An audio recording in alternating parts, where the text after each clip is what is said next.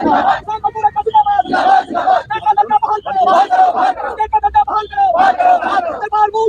किसान मोर्चा जिसने लंबी लड़ी है, तारीखी जद्दोजहद की है अपने मसाइल को हल करने के लिए, वो आपको मालूम है। जो इन्होंने बिल लाया था पार्लियामेंट में, उनको वापस लेने के लिए कामयाबी हासिल की। और उस वक्त जब बातचीत हुई थी सरकार के साथ, तो और वादे भी किए गए थे। और संयुक्त किसान मोर्चा उनके जो किसानों की मांगे हैं अभी भी हल तलब। सबसे बड़ा अहम मसला ये है कि एमएसपी और इसके साथ ही लीगल गारंटी किसानों की फसल की, चाहे कोई भी फसल हो। यहाँ हमारे जम्मू में गंदम है, और यहाँ आरएसपुरा में हमारे बड़े दुनिया भर में मशहूर चावल हैं, बासमती हैं, और फसल है, मकई भी है, और मेवा भी है। कश्मीर में एप्पल है, बड़ी तादाद में सेब की काश होती है।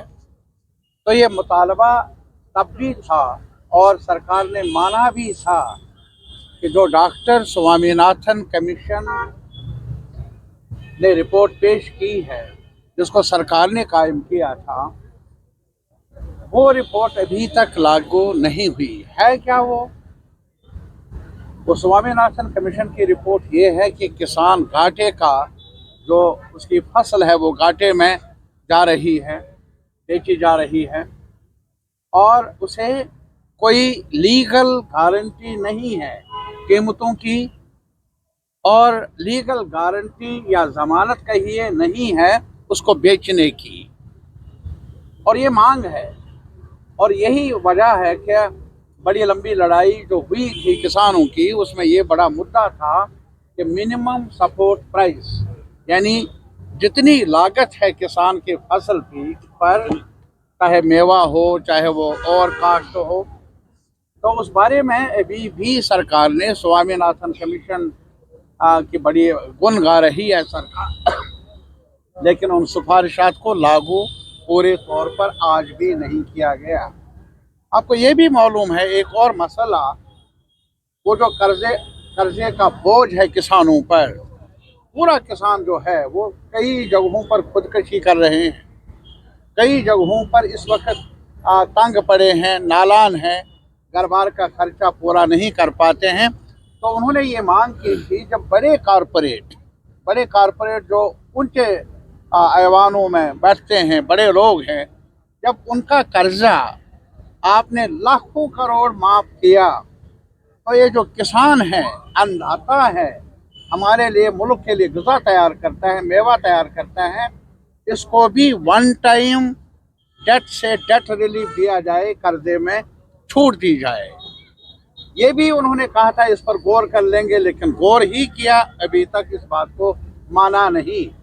और इसी तरीके से अगर आप देख लेंगे, जहाँ तक हमारा पब्लिक सेक्टर या जो पब्लिक हेल्थ है, पब्लिक जो मावनत के महकमाजात हैं, चाहे उसमें एजुकेशन है, सेहत है, अब आप देख लीजिए बहुत बुरा हाल है। और इसीलिए हमने अभी जो एनएचएम की स्कीम है, जिसमें आशा वर्कर्स काम कर रही है, क्या मिलता है उनको?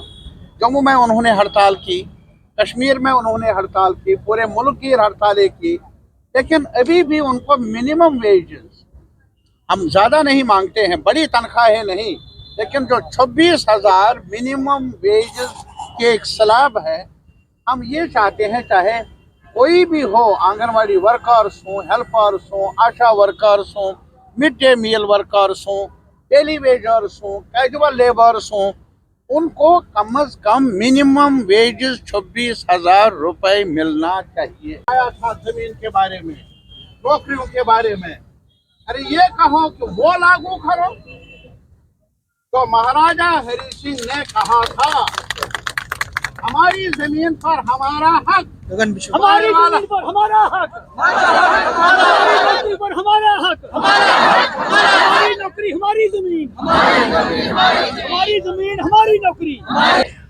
यहाँ वोट के वक्त में आपस में लड़ाया जाता है धर्म के नाम पर, मजहब के नाम पर।